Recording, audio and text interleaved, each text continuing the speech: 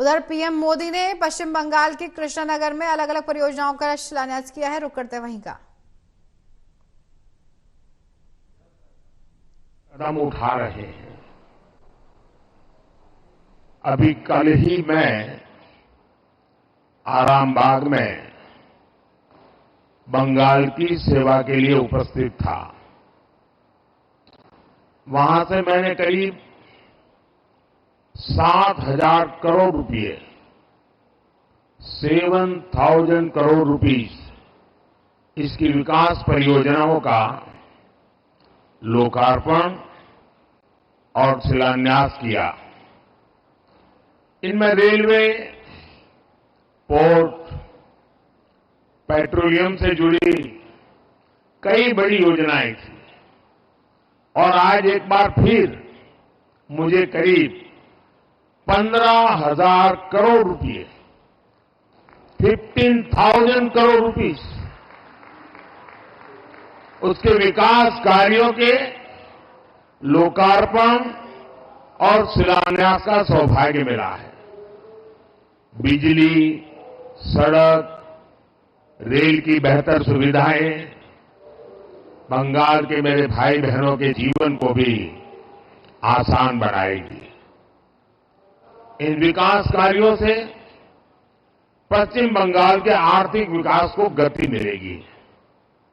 इनसे युवाओं के लिए रोजगार के नए अवसर भी पैदा होंगे।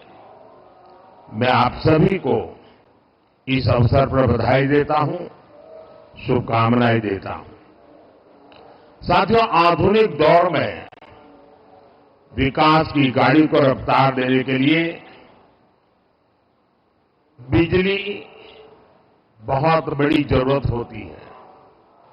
किसी भी राज्य की इंडस्ट्री हो, आधुनिक रेल सुविधाएं हो या आधुनिक टेक्नोलॉजी से जुड़ी हमारी रोजमर्रा की जिंदगी हो, बिजली की किल्लत में कोई भी राज्य, कोई भी देश विकास नहीं कर सकता। इसलिए हमारा प्रयास है कि पश्चिम बंगाल अपनी वर्तमान और भविष्य की बिजली जरूरतों को लेकर आत्मनिर्भर बने। आज दामोदर घाटी निगम के तहत Raghunathpur thermal power station phase 2 परियोजना का शिलान्यास इसी दिशा में एक बड़ा कदम है। इस परियोजना से राज्य में 11,000 करोड़ रुपए से ज्यादा का निवेश आएगा। इससे राज्य की ऊर्जा जरूरतें भी तो पूरी होगी ही, आसपास के क्षेत्रों में आर्थिक विकास को भी गति मिलेगी। आज इस थर्मल प्लांट के शिलान्यास के साथ ही मैंने मेजिया थर्मल पावर स्टेशन के एफजीडी सिस्टम का उद्घाटन किया है। ये एफजीडी सिस्टम पर्यावरण को लेकर भारत की गंभीरता का प्रतीक है।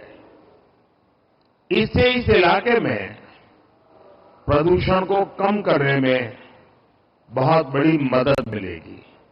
साथियों, पश्चिम बंगाल हमारे देश के लिए, देश के कई राज्यों के लिए पूर्वी द्वार का काम करता है।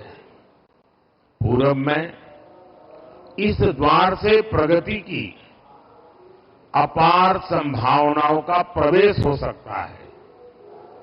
इसलिए हमारी सरकार पश्चिम बंगाल में रोडवेज, रेलवेज, एयरवेज और वाटरवेज की आधुनिक कनेक्टिविटी के लिए काम कर रही है।